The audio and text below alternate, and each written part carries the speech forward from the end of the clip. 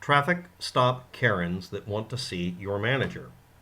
And they're going to see your manager because there's a law. We're going to do a real simple thought process here. I'm running a computer shop.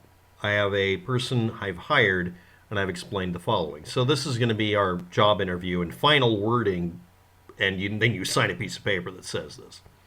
The piece of paper doesn't have any real force. It's an acknowledgement that you actually heard what I said, and you can't shout down or unspeak the words I'm making.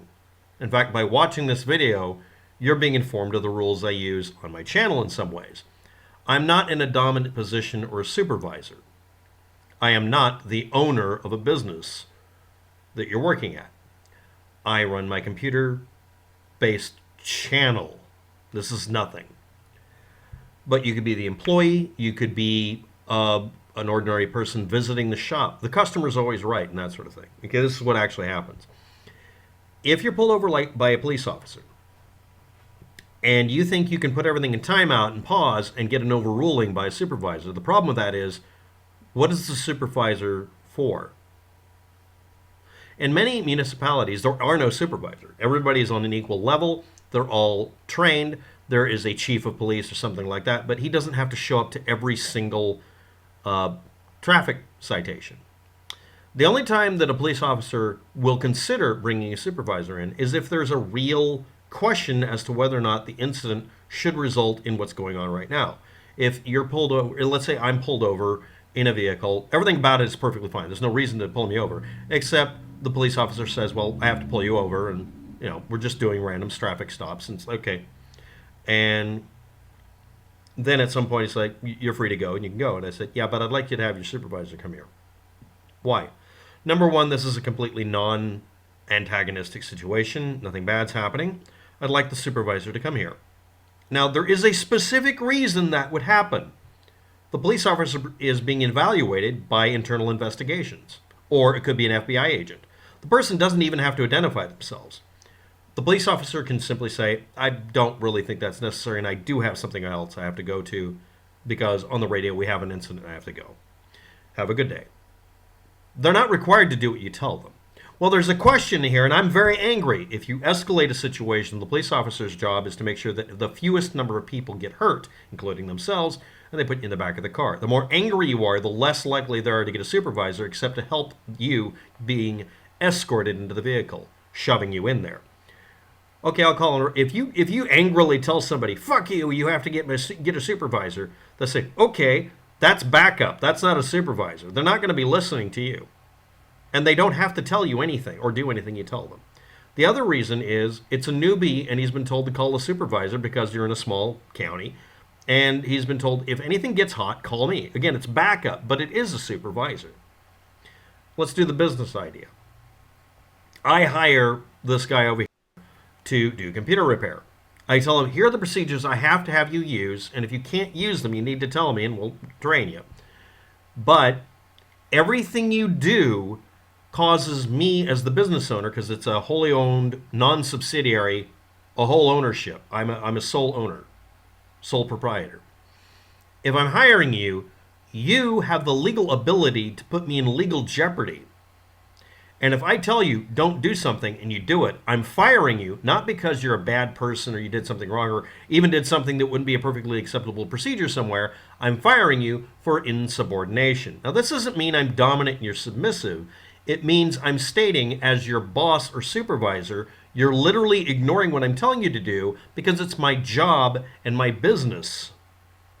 You're supposed to act as my arms and legs, but an intelligent, autonomous system. But you have to operate within parameters.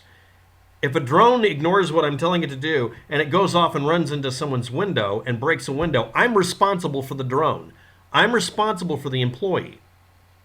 The employee is not allowed to punch somebody or smash their computer or any of these things. And if I suspect the employee is going to do that, hell or high water, to hell with the laws you might think you're invoking, I'm not letting you work at my business. And that's the same reason a supervisor would be called. If a police officer is genuinely doing something outrageously incompetent, you say, I need you to contact your supervisor. I'm complying in every way. and you're being recorded. If you don't contact the supervisor, I will make sure that I go to the police station and play back the video recording, and they will discuss this with you if there is a problem. But I'm seeing a problem here, and you're not making this work very well. This is the same attitude a police officer would give you if you were screaming sovereign citizen stuff. Yes, I'm on a bad kick about sovereign citizens today. But what about the customer's all right? Always right. This is like the employee cop telling you, the consumer, I'm right because I'm the customer. I pay your taxes. No, we all pay his taxes. And the instant you're telling a police officer you're in a dominant position, they're insubordinating to you. When you do that, the only things that they can really work with are, one, yeah, technically on a philosophical level, you're totally correct. But it's my job to overrule you because that's the damn job. And the other thing is, the police officer is obliged to understand the following. If you dead ass tell somebody they've broken a law, you better have a good reason for it. And if they don't have a good reason for it, and sometimes cops don't, they should feel liable and they should be in trouble. Sometimes they're not held responsible for their actions. You're allowed to, if they say, well, if you won't give me your supervisor or have a supervisor come here to maybe talk with you about this, that's fine. I'll take the ticket. I'll discuss it later with them. That's fine. Oh, really? You're intimidating me? I'm like, no, I'm not going to do anything to you, and don't escalate this. You're on camera. I'm saying since you won't have the supervisor come here, we'll do it after the fact. But at that point, you've given me a ticket for something, but that's fine, probably acceptable, but your behavior is what's being evaluated, and maybe your tone. It's supposed to be a professional. And if I'm being reasonable, if someone's being really reasonable, talking to someone who's on the second tier below supervisor, or, and the Karen is being good this week, if you're a good Karen, yeah, it kind of obliges them to get if there is time to do it. But most of the time, the supervisor is just their mentor. He's off doing something else. They can't show up. You do not have a right to demand to see the manager, Karen. And almost every time, especially if it's the most common occurrence, if someone's being pulled over in the street or being told you have to get out of the car, give me your ID, give me your blah, blah, blah, it's a situation where it's a safety issue or they wouldn't do it. Now, there are examples of cops just going off and doing speed traps and fucking with people. And no one has to respect that. You're being disrespectful. You didn't earn it. Everyone has the right to say, I don't respect you because this is a speed trap. You don't care about safety. You're just collecting money. And this is something you're known for. And it's going to get thrown out because judges can decide you're just doing this to entrap people. And cities that didn't do it were fined lots of money. Do you want to be in the newspaper? Because if you keep doing this, you will be. Your faces and names will be known everywhere. And anybody who hires you will immediately have to deal with the fact that, hey, this is a court case where this fucker did that hundreds of times and made millions of dollars that had to be paid back by the city. He's a liability. I think I'll point that out in the court case over and over and over again. You see, it's not black and white or whatever. But no, you don't have the right to demand a supervisor because there's almost never a reason for it. Really. There aren't. Now, that's the majority of cops. Now, I'm using the same rule I use for gun owners. There's 100 million gun owners in the United States, and on record we have about 1,000 people, just ordinary people who had a hold of a gun, whether they were listed as gun owners or whatever, who went off and committed a crime or murdered people or did a mass shooting. That doesn't mean the rest of them are punished for it. The majority of police officers literally dead ass don't break laws and don't do anything bad to you. If you believe otherwise, that's fine, but you have to actually go ahead and look into that first. I've been in Portland, Oregon, and in my city, there are 5 or 6 cops the police force will not fire, probably because they're afraid of them. But there's only 5 or 6 bad ones. And they're kind of berserkers and they're worthless, and the police department, it's in their best interest to put them in a desk job and let them grow old and die from a heart attack from eating too many donuts and way too much beer, and that's it. Because honestly, if you're that much of a liability to the public, maybe you should just have a desk job, not even as punishment. Maybe it'd be better for you. I've only dealt with a cop or two, okay, a couple of cops, that were bad. I got shot at by he was kind of retired, but he was an off-duty, in his underwear, drunk off his ass cop, shooting into the distance and almost killed me. And he had to drive a car and be a cop because he wouldn't quit, legally forbidden from having a gun anywhere near him. So he was an unarmed cop. That's it. He couldn't even have a billy club. He was suddenly a British cop. Actually, British cops have more weaponry than he did. And it was only for a few weeks until he fucking quit. Because he was taken to court and said, you fired at multiple people, including that innocent kid over there. That was back when I was a kid and I could play innocent. And wasn't allowed to carry a gun anymore. No, the punishment is you're going to be unarmed. You're going to have to treat everybody well now. He wouldn't get into anything that would require a gun. Never really did. The only time he ever fired the gun, apparently, was shooting into the distance while drunk one night. Dumbass mistake. I think he was 68 or something. He was an old fuck. Almost as old as me. But anyway, storytelling aside. You don't have a right to XYZ unless you talk to a lawyer, a real lawyer, not some sovereign citizen bullshit lawyer.